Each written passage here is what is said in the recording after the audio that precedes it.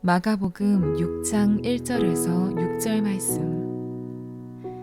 예수께서 거기를 떠나사 고향으로 가시니 제자들도 따르니라. 안식일이 되어 회당에서 가르치시니 많은 사람이 듣고 놀라 이르되 이 사람이 어디서 이런 것을 얻었느냐? 이 사람이 받은 지혜와 그 손으로 이루어지는 이런 권능이 어찌 됨이냐? 이 사람이 마리아의 아들 목수가 아니냐? 야고보와 요셉과 유다와 시몬의 형제가 아니냐? 그 누이들이 우리와 함께 여기 있지 아니하냐 하고 예수를 배척한지라. 예수께서 그들에게 이르시되 선지자가 자기 고향과 자기 친척과 자기 집 외에서는 존경을 받지 못함이 없느니라 하시며 거기서는 아무 권능도 행하실 수 없어 다만 소수의 병자에게 안수하여 고치실 뿐이었고 그들의 믿지 않음을 이상히 여기셨더라. 우리가 지금 각자 가정에서 드리는 이 예배드리는 시간이 각자가 더 하나님을 예배하고 기도하는 시간이 되면 좋겠습니다. 빨리 이 시간들이 지나가서 저희가 함께 모여서 하나님께 예배드리기를 바라고요. 오늘 저희가 준비한 찬양 선교 한 곡 하나님께 올려드리도록 하겠습니다.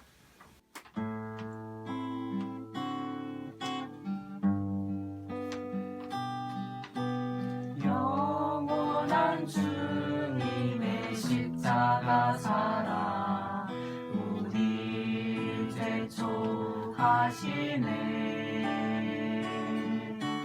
복음 들고 예루살렘 향해 일어나 너 거침없이 나아가라. 오직 고난 핍박이 와도 우리 믿음 더욱 견고해 선포하리. 하나님 나라 주님의 교회 승리하리라. 주님의 명령 따라 한국교회 일어나리라. 죽음 앞에서라도 돌아서지 않으리. 부흥의 불길 따라 선교 한국 일어나리라. 우리 주님 다시 오실 때까지 영원한 주님의 십자가 사랑 우리 재촉하시네. 복음 들고 예루살렘 향해 일어나 너 거침없이 나아가라. 오직 고난 핍박이 와도 우리 믿음 더 견고해 선포하리. 하나님 나라 주님의 교회 승리하리라. 주님의 명령 따라 한국교회 일어나리라. 죽음 앞에서라도 돌아서지 않으리. 부흥의 불길 따라 선교 한국 일어나리라. 우리 주님 다시 오실 때까지 주님의 명령 따라 한국교회 일어나리라. 죽음 앞에서라도 돌아서지 않으리. 부흥의 불길 따라 선교 한국 일어나리라. 우리 주님 다시 오실 때까지.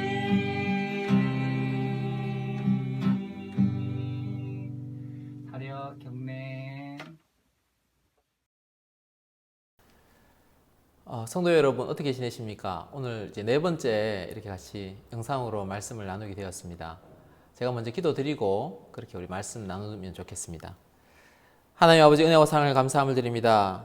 저희 성도님들을 코로나로부터 지켜주시니 감사함을 드립니다. 하나님, 우리가 같이 모여서 예배드리지 못하지만 하나님 있는 자리에서 지금 온 마음과 정성을 다하여 주께 예배드리며 나아갈 수 있도록 우리의 마음을 주장하여 주옵소서. 주님, 부족한 자는 십자가 뒤에 감춰주시고 오직 주의 진리의 말씀만이 밝게 드러나게 하시며 그 말씀 인하여 저희가 기뻐하고 힘을 얻으며 살아갈 수 있도록 우리에게 은혜와 능력을 더하여 주옵소서. 주께서 도와주시기 원합니다. 예수님의 이름으로 기도드립니다. 아멘.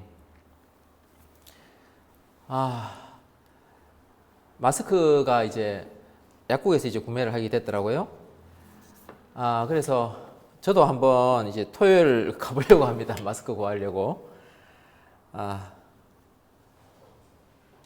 오늘 설교 말씀 제목 한번 제가 한번 읽어보겠습니다. 고향에서 존경받지 못한다. 고향에서 존경받지 못한다. 이 말씀으로 말씀을 좀 나누도록 하겠습니다. 여러분 잘 아시다시피 예수님께서 탄생하신 곳은 어디입니까? 우리 아이들 잘 알 것 같은데, 그죠? 베들레헴이다, 그죠? 베들레헴인데, 베들레헴에 계속 사셨던 게 아니고, 헤롯 대왕이 이제 예수님의 출생 이야기를 듣고 예수님을 살해하려고 하지 않았습니까? 이렇게 죽이려고 했는데, 헤롯 대왕이 죽은 연도가 BC 4년입니다. 그래서, 예수님께서 탄생한 연도를 어떻게 보냐 하면 헤롯의 죽음 이전으로 봅니다. 왜냐하면 헤롯 대왕이 죽은 것은 예수님의 탄생은 역사 가운데 기록이 정확하게 기록되지 않아요. 그러니까 후대에 와서 역추적한 것이고, 헤롯은 그 당시에 이스라엘의 군주였기 때문에 모든 역사에 기록이 되어 있는데, 헤롯 대왕의 죽음이 BC 4년이기 때문에 예수님의 탄생은 BC 4년이거나 조금 그 전이거나 이렇게 보고 있습니다. 그렇게 해서 헤롯 대왕이 살해 위협을 할 때 예수님께서는 이집트에 가 계시거든요. 가 계시다가 다시 헤롯 대왕이 죽었다는 소식을 천사가 전해주죠. 그 천사의 소식을 듣고 난 다음에 다시 베들레헴으로 갈 수도 있는데도 이제 요셉이 그렇게 결정하지 않고 베들레헴으로 가지 않고 나사렛으로 가게 됩니다. 그래서 예수님께서는 유년기와 청년기를 나사렛에서 보내시게 되는 것입니다. 그래서 여러분, 저도 오랜 나사렛 예수 얼마나 많이 듣습니까? 듣는데 사실 나사렛이 정확하게 어딘지 모르시는 분이 많고, 저도 대학생 때 잘 몰랐고 이래서 나사렛의 위치를 좀 한번 찾아봤습니다. 여러분, 제가 구글에서 찾아보았는데 지도를 보시면 지금은 가버나움이 카파르나움이라고 이렇게 되어 있고요. 거기서 나사렛까지 지금 도보로 구글에서 검색했습니다. 도보로 걸어갈 때 9시간 45분이 나옵니다. 요즘은 이제 도로가 이렇게 참 잘 되어 있지 않습니까? 그래서 이제 9시간 45분만 하면 도착할 수 있는데, 예수님 시대 때는 그렇게 이렇게 도로 환경이 좋지 않으니까 이거보다 좀 더 많은 시간이 걸리지 않았을까라는 생각이 들고요. 하루 만에 가긴 조금 약간 힘들지 않나. 이제 워낙 이제 날씨나 여러 가지 여건을 봤을 때. 그리고 갈릴리 호수는 해수면보다 200m 밑에 있습니다. 낮습니다. 200m 밑에 있고, 나사렛은 해발 한 400m 정도 됩니다. 그러니까 가버나움에서 나사렛까지는 계속 이렇게 오르막길입니다. 오르막길을 가야 되는 그러한 구조가 있고요. 나사렛이 의외로 그 주변에서 봤을 때 지대가 높은 지대에 형성되어 있습니다. 산골 마을 이렇게 보셔도 좋을 것 같습니다. 오늘 보시면 이 예수님께서 고향 나사렛에 가시게 되는데, 이게 처음 방문이 아니고요, 두 번째 방문입니다. 마가복음에는 처음 방문하시는 것처럼 이렇게 묘사가 되어 있지만 처음이 아니고요, 두 번째 방문하시는 것이고요. 지금 예수님께서 지금 여기 방문하실 때쯤이 성경학자들 이야기로는 공생의 2년 차입니다. 마가복음으로는 6장인데 공생애로는 2년 차가 이제 시작이 되는 것입니다. 그럼 이제 2차 두 번째 지금 나사렛에 가시는 것이라면 첫 번째 나사렛을 방문하실 때가 있지 않겠습니까? 그것은 마가복음에 기록되어 있지 않고 누가복음 4장 16절에서 30절 보시면 거기에 나사렛을 방문하신 기록이 나와 있습니다. 공생애 1년 차고요. 그래서 이제 저는 대학생 때 이거 헷갈렸어요. 아니, 누가복음에도 보니까 나사렛에서 있던 일이 있고 마가복음에도 나사렛에서 있었던 일이 있는데 이게 같은 일이다라고 생각했었는데, 제가 나중에 성경을 면밀히 검토해보고 찾아보니까 그게 아니고요, 누가복음이 이제 1년 차에 있었던 일이고 마가복음에 있던 이 방문은 2년 차에 있었던 일이면서 또 이제 마지막 방문인 것입니다. 이것을 아는 것이 오늘 본문을 이해하는데 아주 중요합니다. 왜냐하면 첫 번째 누가복음에 기록된 4장에 기록되어 있는 나사렛 방문에 말미에 성경 구절이 이렇게 되어 있습니다. 누가복음 4장 28절에서 30절까지의 말씀입니다. 누가복음 4장 28절에서 30절 제가 한번 봉독해 보도록 하겠습니다. 회당에 있는 자들이 이것을 듣고 다 크게 화가 나서 일어나 동네 밖으로 쫓아내어 그 동네가 건설된 산 낭떠러지까지 끌고 가서 밀쳐 떨어뜨리고자 하되 예수께서 그들 가운데로 지나서 가시니라.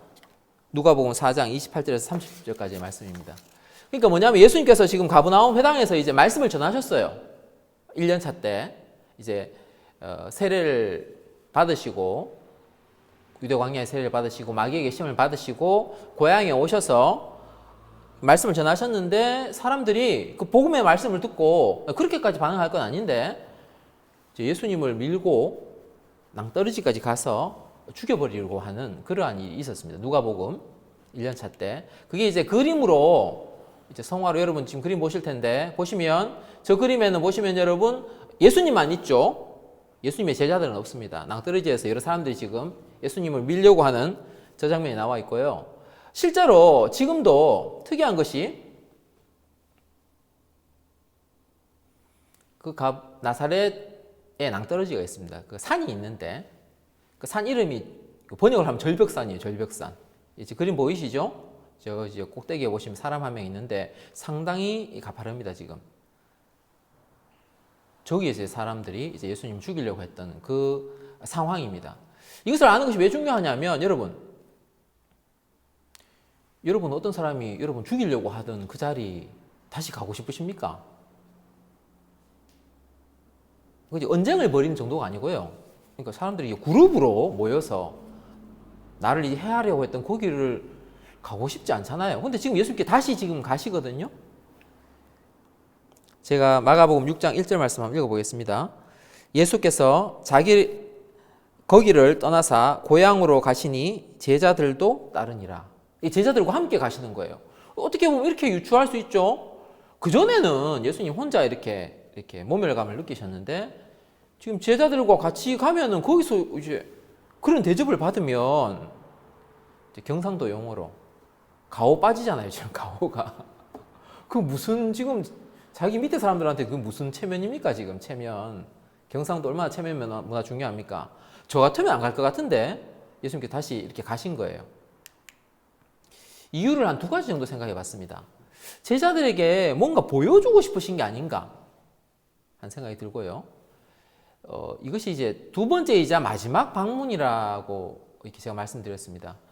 고향 사람들에게 마지막으로 복음을 전하기 위해서 마지막으로 하나님의 말씀을 전하기 위해 가신 게 아닌가 하는 생각이 그렇게까지 생각이 도다르게 되었습니다.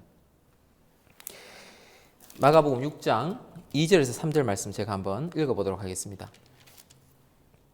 안식일이 되어 회당에서 가르치시니 많은 사람이 듣고 놀라 이르되 이 사람이 어디서 이런 것을 얻었느냐? 이 사람이 받은 지혜와 그 손으로 이루어지는 이런 권능이 어찌 됨이냐? 이 사람이 마리아의 아들 목수가 아니냐? 야고보와 요셉과 유다와 시몬의 형제가 아니냐? 그 누이들이 우리와 함께 여기 있지 아니하냐 하고 예수를 배척한지라. 이 사람들이 예수님을 또 배척을 하는 거예요. 배척을 하는데 여기 보시면 이렇게 되어 있어요. 좀 주목해서 보고 싶은 단어가 마리아의 아들 목수가 아니냐 이렇게 되어 있어요. 예수님을 배척한 이유가 나와 있는 게 성경에서는 지금 마리아의 아들. 그러면 마리아의 아들이 다른 거 사실 아니냐 이렇게 볼 수도 있지만 이 유대 사회에서 이런 단어는 쓰지 않는 표현입니다. 이거 좀 목사님 몰라서 그렇지. 그 예수님의 육신의 아버지 요셉이 일찍 죽었잖아. 죽었으니까 그렇게 이야기했겠죠. 근데 그렇지 않습니다. 실제로 육신의 아버지가 일찍 돌아가셨다 할지라도 이 당시 관습은 다 누구 집 아들 이야기할 때 누구를 이야기하냐면 누구 아들 아니냐 이렇게 이야기를 해요. 아버지 이름을 대지 엄마의 이름을 대는 경우는 없어요. 이게 어떤 느낌이냐 하면 우리나라 사회로 이렇게 적용을 시켜본다면 마치 이렇게 이야기하는 거 비슷해요. 애비 없는 자식이네. 그런 느낌이에요. 그런 느낌. 그렇게 하다가는 지금은 모르겠습니다만 싸움 나죠. 그렇게 지금 이제 모멸적으로 지금 부르는 거예요, 지금. 저 애비 없는 자식 아니가? 이런 느낌이에요, 지금. 또 하나는 또 이제 직업을 이야기하지 않습니까? 목수라고 이야기를 합니다. 목수면 이 당시에는 이제 나무만 만지는 게 아니고 제가 찾아보니까 다 해요, 다. 굳은 일을 다 합니다, 다. 그러니까 이제 집에 뭐 이제 부서지거나 손볼 일이 있으면 그 이제 부르는 거죠. 육신의 아버지인 요셉이 목수였으니까 그 아들이셨던 예수님도 목수 일을 이제 30살 될 때까지 공생에 시작하기 전까지 이렇게 하신 거예요. 그러니까 자기 집에 이제 뭐 고장 나면 부르는 거예요. 아, 그 마리아의 아들 그 예수 좀 불러와 봐라. 이렇게. 그 일 시키고. 저거 좀 고쳐주세요. 저거. 아, 식탁 저거 좀 고치시고요. 아, 저 헛간 저거 좀 고쳐주시고요. 품삯 주는 거예요, 이렇게. 그렇게 아는 거죠, 그렇게. 예수님을. 그러니까 예수님을 안다는 착각 가운데 있는 거예요, 사람들이. 알고 있는 거지, 뭐 착각은 무슨 착각이냐. 이거 좀 깊이 생각을 해보면, 이들이 아는 예수님은 어떤 예수님을 안다는 거예요? 여기 성경 본문을 볼 때 예수님의 보이는 부분만 안다는 거죠.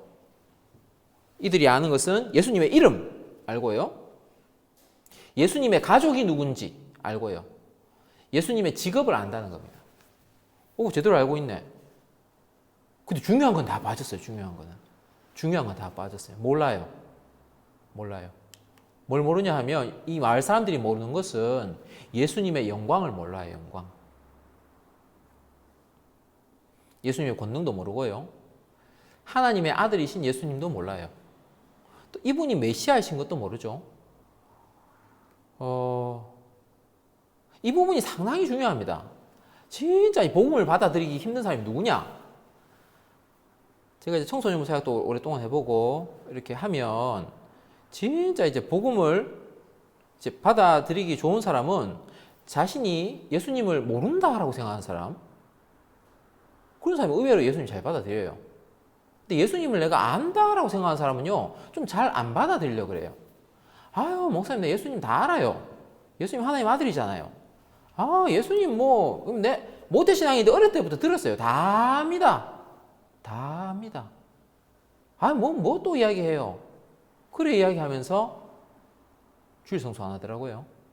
내 예수님 다 압니다 이야기해요. 그러면서 이제 술 마실 거 다 마시고 나쁜 짓 할 거 다 하고 다 해요. 근데 진짜 예수님을 알면 그렇게 할까요? 저도 예전에 이제 예수님을 안다고 생각했어요. 그 아는 게 피상적이더라고요. 피상적으로 예수님을 아는 거였어요. 실제로 예수님을 안다면 그렇게 행동을 할까? 저는 진짜 원하는 게 딱, 진짜 우리 성도님들 생각하면, 또 제가 아는 분들 생각하면, 저희 아이들 생각하면 꼭 하나 보고 왔으면 좋겠는 게 있어요. 뭐냐 하면, 하나님 꿈으로도 좋고, 환상으로도 좋고, 다 천국을 한번 보고 오고, 지옥을 한번 보고 오고, 천국에서 예수님이 누리는 그 영광이 뭔지 한번 보고 오고, 메시아이신 예수님, 부활하셔서 그리스도이신 예수님, 그 찬란한 영광을 한 번씩 다 보고 오면 좋겠다는 생각이 들어요. 보고 와서 과연 지금처럼 살 것인가? 그런 생각이 좀 들어요. 결국에는 우리가 진짜 예수님을 인격적으로 만나는 것을 가로막는 것, 그건 뭐냐면요, 내가 예수를 안다는 착각이에요. 내가 예수님을 다 안다는 교만이에요. 저도 이렇게 설교 준비를 하다 곰곰이 생각해 보니까요, 나는 예수님을 다 안다는 혹시 교만은 없나 이렇게 좀 살펴보게 됐어요.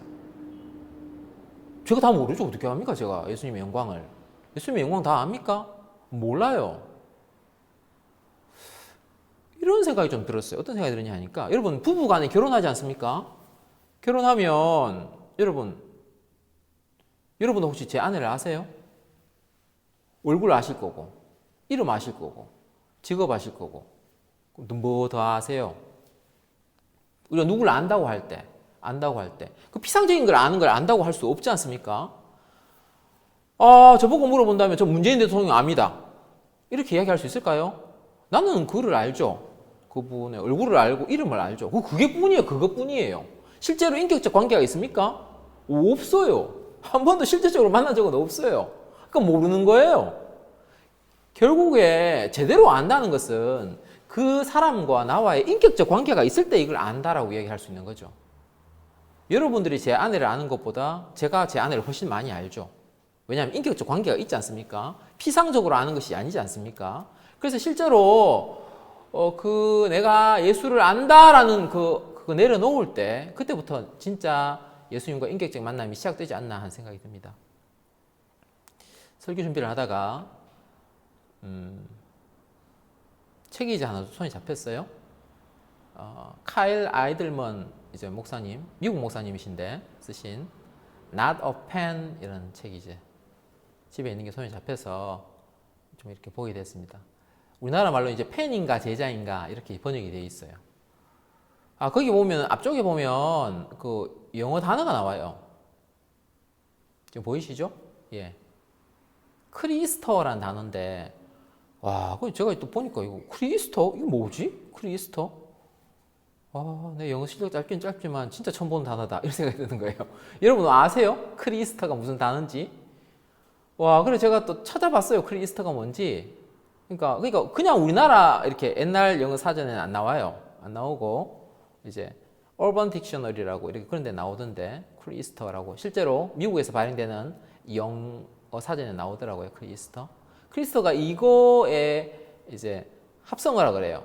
여러분 언어가 어떻게 돼요? 언어가 어떤 단어가 영어도 이제 신조어가 계속 생기죠. 계속 생긴다는 것은 어떤 개념이나 사상이 반영될 때 그 이제 단어가 생기는 것이지 않습니까? 그럼 이 단어가 생겼다는 것은 이게 불과 20년 전에는 정확하게 뭐 한 50년 전에는 없던 단어예요. 없던 단어가 지금 생겼다는 것은 그런 개념이나 사상이나 흐름이 있기 때문에 이 단어가 생긴 것인데 이 단어가 이거의 합성어라 그래요. 크리스터가 여러분 보이시죠? 크리스마스 부활절을 뭐라 그래요? 이스터라 그러지 않습니까? 크리스마스와 이스터의 합성어를 크리스터라 그런다 그래요. 그 앞에 크리스마스의 앞에 부분하고 이스터의 뒷부분하고 합친 거예요. 이렇게. 그래, 그게 합쳐지는구나. 그러시죠? 근데 이게 어떤 부분, 보통 영어 단어의 뒤에 ER로 끝나거나 OR로 끝나면 사람을 의미하지 않습니까? 이게 뭘 의미하냐면, 1년에 딱 2번만 교회에 가는 부류의 사람들을 말하는 거예요. 미국에서.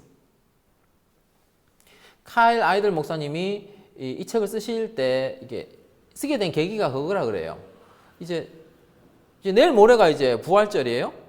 미국에는 지금 이 큰 흐름이 있다 그래요. 그러니까 1년이 52주이지 않습니까? 한 번도 교회 안 가고. 물어보면 나 예수 믿어요. 이 이야기해요. 근데 교회 예배는 안 드려요. 나 예수 믿어요. 딱 2번 교회를 나온다는 거예요. 크리스마스와 부활절만 교회를 나온다는 거예요. 마치 우리 명절에 가족 보려고 모이듯이. 이제 내일 모레가 부활절이니까 평상시에 안 오던 사람들이 막 수백 명이 이제 교회로 몰려올 거라는 거예요. 내일 모레면. 그래서 이 목사님이 설교자는 다 그런 게 좀 있어요. 야, 내가 얼마나 좀 이게 좀 이 사람들한테 이게 좀 주목을 끌만한 다 그 다음 주에도 교회에 오고 싶을 만한 뭔가 좀 이슈거리를 진짜 메시지를 하나 전해야 될 건데 뭘 해야 되나 이제 고민이 있는 거예요. 그 마음 가운데는 평상시에 교회 안 나오던 사람들 어떻게 하면 좀 더 오게 할까? 그 이제 마음이 아주 컸던 거죠. 그 때문에 이제 고민을 하고 땀을 흘리며 고민을 하고 있는데 성경 말씀을 보게 됐다 그래요. 오병이어의 기적 일어난 그 본문을 읽고 묵상하다가 이제 이분이 이제 이렇게 하나님 주신 어떤 깨달음이 있었어요. 이렇게 책에 기록을 하고 있습니다.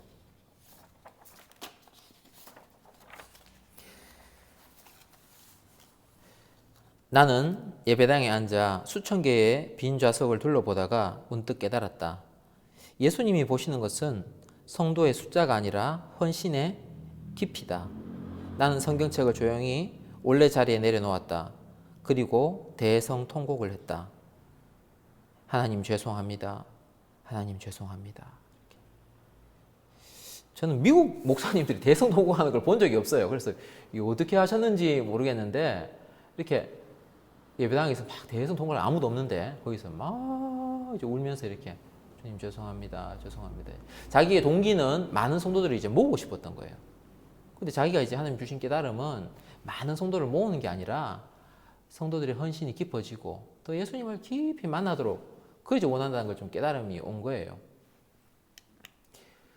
여러분, 예수님의 제자들, 제가 서두에 말씀드렸습니다. 예수님께서 어떤 제자들에게 가르쳐 주고 싶어서 지금 이제 데리고 가시는 것 같다라고 이렇게 말씀을 드렸어요. 마가복음 우리가 1장부터 강해 설교를 쭉 해왔습니다. 여러분 보셨다시피 다 예수님 환호해요. 사람들이 환호하고 얼마나 기뻤었겠습니까? 우리 바로 좀 전에 있었던 게 야이로의 딸을 고치는 거 아닙니까? 회당장 야이로의 딸 주변에 사람들이 엄청 군중이 에워싸서 그까지 갔잖아요. 그 주변에 뭐 야이로의 딸, 야이로의 집 바로 옆에 문 밖에 얼마나 사람들이 많이 모여 있었겠습니까? 야, 저 야이로의 딸 죽었는데 예수님이 들어가서 어쩌려고 하노?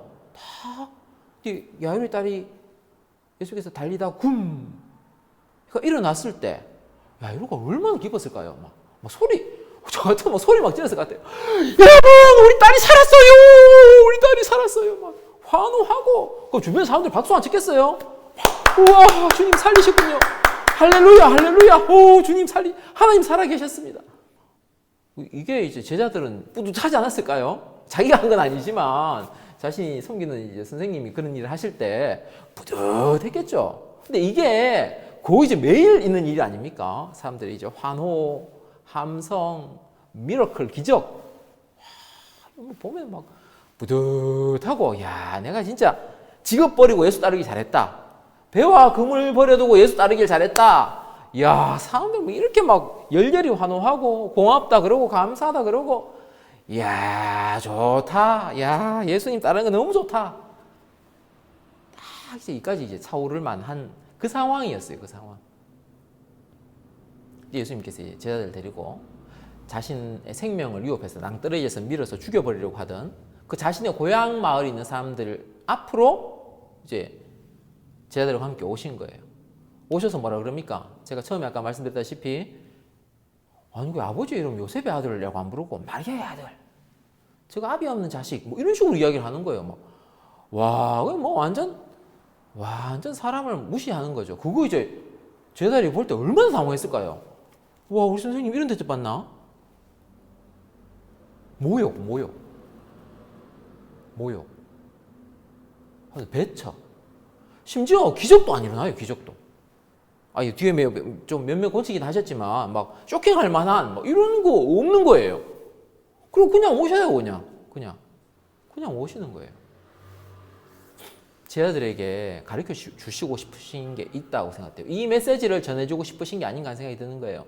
너희가 예수의 제자로 따르면은 사람들의 기적과 하나님이 베풀어 주신 기적과 환호와 박수와 감사합니다 이 이야기만 듣는 게 아니고 기적이 안 일어날 수도 있다. 기적 안 일어나는 정도가 아니라 너네들한테 그 인격적 모멸감 줄 수도 있다. 그거 보여주시는 거 아닌가 생각이 들어요. 시청각 교재로 생생하게 그거 이렇게 보여주시는 거죠. 성경 말씀을 제가 한번 읽어보도록 하겠습니다. 세상이 너희를 미워하면 너희보다 먼저 나를 미워한 것을 알라. 너희가 세상에 속하였으면 세상이 자기의 것을 사랑할 것이나 너희는 세상에 속한 자가 아니요 도리어 내가 너희를 세상에서 택하였기 때문에 세상이 너희를 미워하였느니라. 세상이 미워한다는 거예요. 이렇게 한 번씩 이렇게 문득문득 설교를 준비하다가 20년 전을 생각해 봅니다. 20년 전. 20년 전에 제가 젊었어요. 지금 이 얼굴보다 좀 젊은 얼굴이었습니다. 누가 볼 때는 이거 그 얼굴이나 이렇게 생각하실 수도 있는데 같이 있던 형제들이 많았어요. 같이. 그때 같이 신앙생활 했던 형제들 그때 좋았습니다. 저는 엄청 좋았어요. 정말 좁은 방에 뭐 남자들 뭐 10명씩 방 두 칸에 10명씩 같이 살고 남자들이 같이 밥 해먹고 우리 생활훈련관이 있었어요. 그렇게 같이 신앙생활하는 공동체가 있었는데 정말 저는 그때 지금 생각해도 정말 좋았어요. 근데 지금은 예수님 떠나는 사람들도 있습니다. 예수님을 떠나는 사람도 있었어요. 왜 그럴까? 다 그런 건 아니지만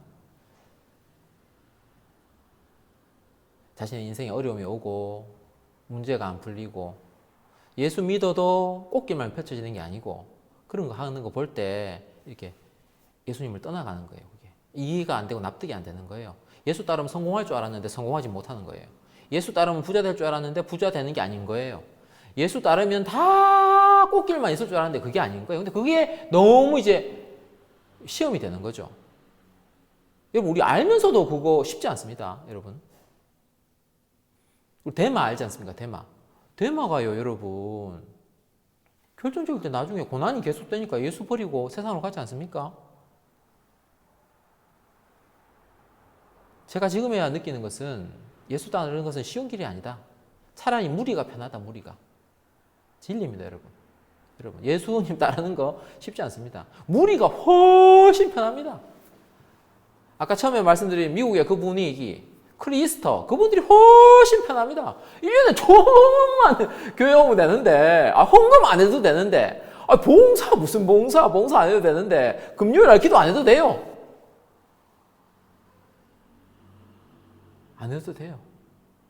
이거 주일날, 날 좋으면 놀러 가면 되죠. 그런데, 정말 저는 조금 두렵습니다. 뭐가 두렵냐면 미국의 그 큰 흐름이 좋지 않은 영적 흐름이 우리나라도 이렇게 오는 게 아닌가.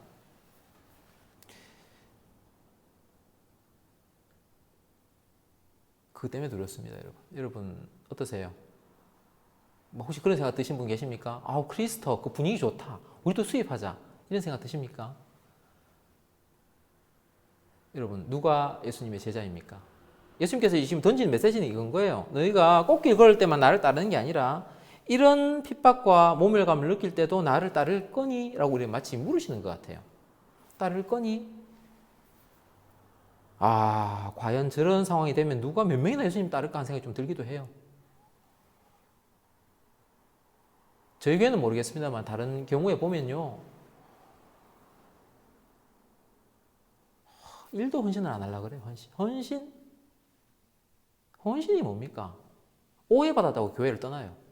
오해받았다고. 모멸 그런 거 없어요. 요즘 다 젠틀하세요. 누가 대놓고 그렇게 애비 없는 자식이라고 쌍욕하는 사람 누가 있습니까? 교회에. 아무도 없어요. 그런 사람. 그런데도 교회를 떠나요. 섭섭하다고. 좀 해. 자기 인정해주지 않는다고. 그렇게 떠나는 거예요. 그래서 도대체 진짜 제자가 누군가? 여러분 쉽지 않습니다. 더 재밌는 것은 저도 거기 공감이 가는데 예수님께서 기회를 계속 주시는 게 아니라는 거예요. 기회를 계속 주시는 게 아니라는 거예요. 예수님의 영광을 안다면 이렇게 이분들이 하지 않았을 텐데, 그죠? 나사렛 사람들이 그분을 이제 거부하고 그게 끝이에요. 끝. 다시는 나사렛을 가지 않으세요. 마지막이었습니다.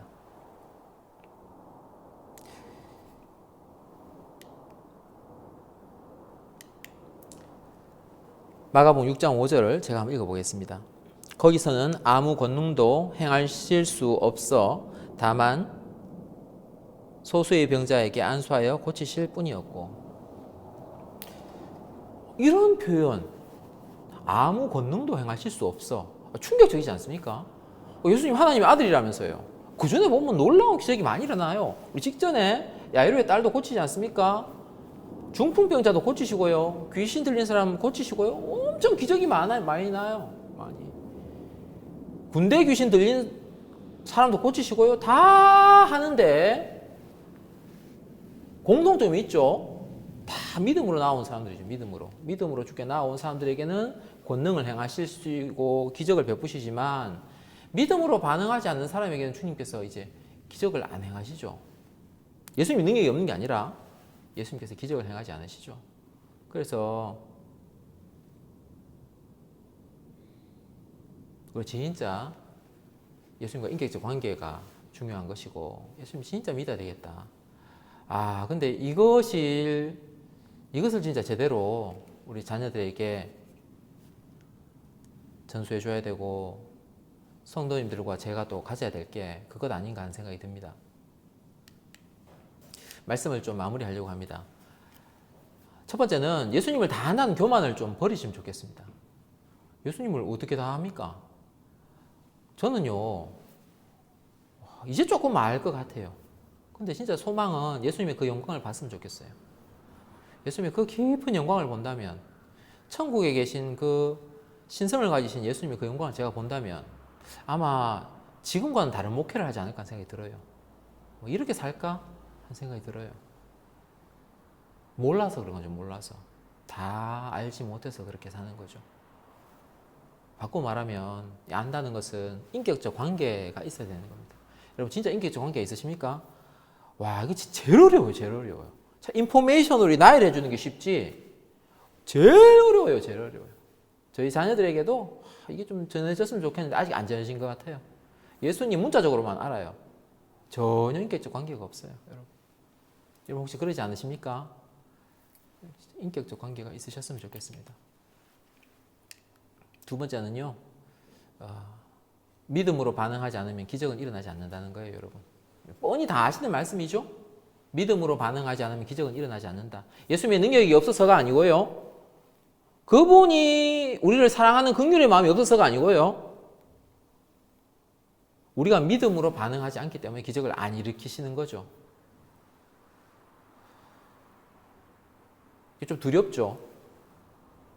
예수님께서 나사렛 사람들에게 찾아가시는데 두 번이나 찾아가셨죠. 계속 배쳐가시면 그 다음에 안 가시죠. 여러분 혹시 예수님 배쳐가시지 않으세요? 진짜 믿음으로 반응하십니까? 기회가 맨날 있을까요? 기회가 맨날 있으면 좋겠어요. 근데 기회가 맨날 있는 게 아니지 않습니까? 여러분 앞에 지금 와 계신 예수님, 여러분 앞에 와 계실 수 있어요. 여러분 삶 바로 옆에. 근데 와 계시다면, 만일 와 계시다면, 지금 여러분의 삶에 지금 와 계시다면 그렇게 계시면 안 돼요. 믿음으로 반응하셔야 돼요. 믿음으로 반응하셔야 돼요. 그래야 기적이 일어나는 거예요. 꼭 여러분 믿음으로 반응하시면 좋겠습니다. 세 번째는요, 설교 제목이기도 한데, 여러분, 예수님의 제자로 살면 여러분 존경받지 못할 수 있습니다. 존경받지 못할 수 있습니다. 여러분 세상으로부터 무시받을 수 있습니다. 그런 질문을 많이 하고 이야기를 논의를 많이 하고 한두 번도 아니고 막 이야기 많이 듣지 않습니까? 교회가 문제다. 교회가 문제다. 한국 교회가 문제다. 인정합니다. 맞습니다. 맞는 말입니다. 근데 그 배경을 이렇게 좀 생각해 보면 이런 생각이 좀 들기도 해요. 두 가지가 생각이 들었는데 첫 번째, 사회로부터 인정받고 싶은 마음이 커서 그러나? 사회로부터 인정받고 싶은 마음, 존중받고 싶은 마음. 우리 교회가 못해서 그런 것도 있겠지만 그것이 근본이 되어서 곤란할 것 같아요. 예수님께서 지금 이 말씀하시면서 너네들 사회 사업 많이 하라 그렇게 말씀하지 않으셨어요. 지금 도전하시는 거는 너네들이 나를 따르는 제자로 사는 그 길에 대해서 지금 말씀하신다고 생각돼요. 한국 사회의 문제가 뭘까? 전 나름 이렇게 생각합니다. 목사들이 문제다라고 생각합니다. 목사가 뭐가 문제일까? 목사가 제자로 살지 않은 거죠. 제자로. 영광만을 구하는 거죠. 목사가 왜 정치 권력을 가져야 됩니까? 저 이해를 못 하겠어요. 영광을 구하는 것 아닐까요? 영광만.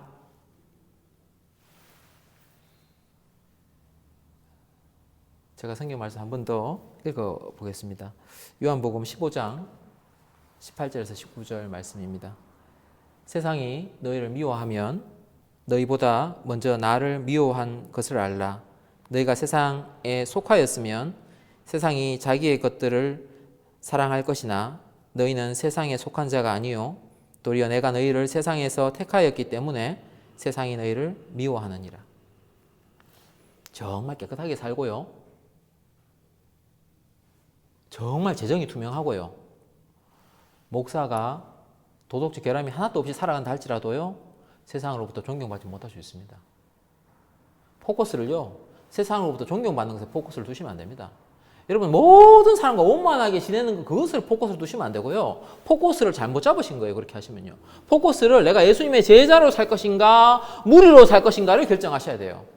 무리로 살 것인가 제자로 살 것인가 그거 결정하셔야 된다니까요.